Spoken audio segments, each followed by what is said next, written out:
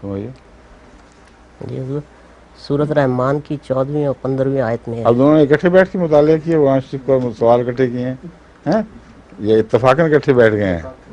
ہاں، اس کا عمر لمبے ہونے سے کوئی تعلق نہیں. اچھا فرمائیے. سورہ رحمان کی 14ویں اور 15ویں آیت میں ہے کہ انسان مٹی سے پیدا کیا گیا ہے اور جن شعلہ کی آگ سے. تو حضور انسان مٹی سے پیدا کیا گیا. جی، ہاں اور جو جن ہیں وہ شعلہ کی آگ سے. ٹھیک ہے. تو حضور بعض ہمیں یہ تصویریں وغیرہ ویسے جیسے آپ نے بھی کہا تھا، کیا جیسے کہ آپ نے تشریح کی ہوئی ہے پہلے کہ جن سے مراد ہماری کے قداور لوگ یا اس قسم کے بڑے بڑے لوگ جو ہیں وہ ہیں. نہیں، میں نے ایک تشریح تو نہیں کی ہوئی، میں نے تو قرآن کریم میں جتنی جگہ جن کے ذکر آئے ہوئے ہیں ان کے حوالے سے الگ الگ تشریح کی ہوئی ہے جی جو عربی کے لحاظ سے ٹھیک بیٹھتی ہے جی اور موقع محل کے مطابق ہے. جی جن کی ایک تشریح میں نے بیکٹیریا بھی کی ہے، جی کیونکہ حضرت امام راغب نے جن کی تعریف ایک بڑی ایسی سائنٹیفک کی ہے کہ جو ان ایڈڈ آئی سے، ننگی آنکھ سے جو چیز دکھائی نہ دے سکے، اور سائنٹیفک اسلام میں کہتے ہیں ان ایڈڈ آئی، جس کے ساتھ خوردبین یا دوربین نہ لگائی جائے، محض انسانی آنکھ سے جو چیز دکھائی نہ دے مگر موجود ہو اس کو جن کہتے ہیں. مثلاً گھنے جنگلات میں جہاں نیچے اس سے چھپی ہوئی چیزیں دکھائی نہ دیں وہ سب جن ہیں. اور ڈھانپنے والی جنات ہیں جو چھپا لیتی ہیں چیزوں کو.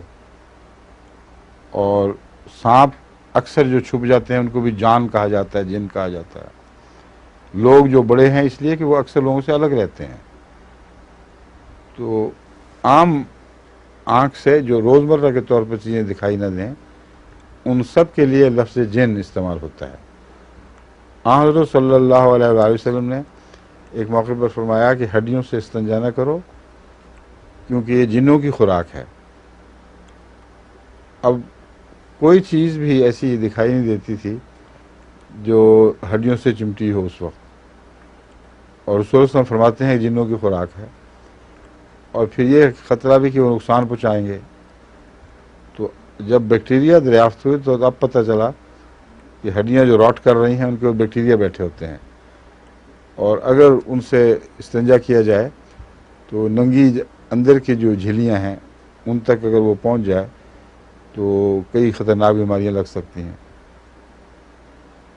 تو رسول اللہ صلی اللہ علیہ وسلم نے تو جن کی تعریف میں خود بیکٹیریا کو داخل کر لیا. ٹھیک ہے کہ نہیں؟ جی اب بیکٹیریا کے متعلق سائنسدان یہ کہتے ہیں کہ ان کی تخلیق کا آغاز انسان سے پہلے ہوا تھا. انسانی تخلیق سے مراد وہ زندگی کی قسمیں جن کے آخر پر انسان پیدا ہوا ہے، اور اس سے پہلے نباتات ہوں یا حیوانات ہوں.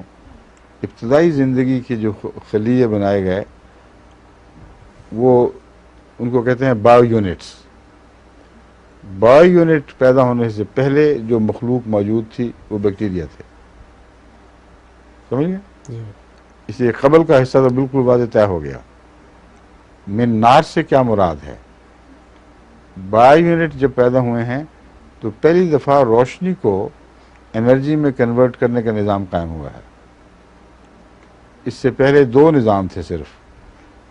ایک تھا فرمنٹیشن کے ذریعے وہ انرجی حاصل کی جائے، یعنی فرمنٹیشن سے مراد ہے جب مثلا کسی جگہ آپ خمیر لگائیں تو اٹھ جاتا ہے نا خمیر، اس سے گرمی پیدا ہوتی ہے. جی تو چیزیں جو گلتی سڑتی ہیں، جانور گلتے سڑتے ہیں ان سے بھی خمیر اٹھتا ہے، ان سے بھی گرمی پیدا ہوتی ہے.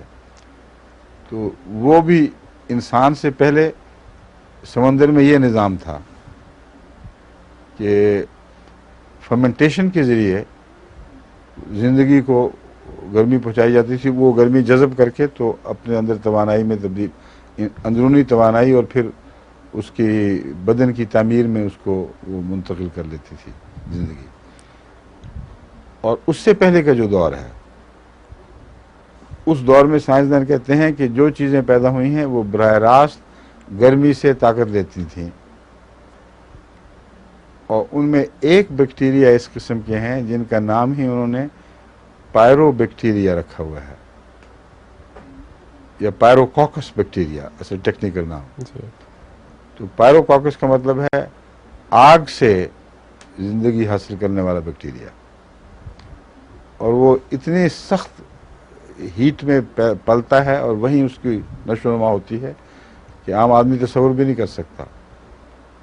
सल्फर के जो चश्मे हैं उबलते हुए, शदीद गर्मी होती है उनमें, उसमें वो बैक्टीरिया पलता है, और वो जो मुख्तलिफ जगहों पे जहाँ पीट्स हैं वहाँ जब जल जाएं तो उनके कोयलों की जलने की जो लकीर है उससे वो गर्मी हासिल करता है। और समुद्र के नीचे जहाँ खौफनाक चश्मे उबल रहे हैं गर्म पानी के, वहाँ वो बैक्टीरिया मिलता है, और उसका जो दर्जा हरारत है जिस पर वो जिंदा रहता है उस पर दूसरा कोई जानदार जिंदा नहीं रह सकता, बल्कि वो बरात उससे गर्मी हासिल करता है।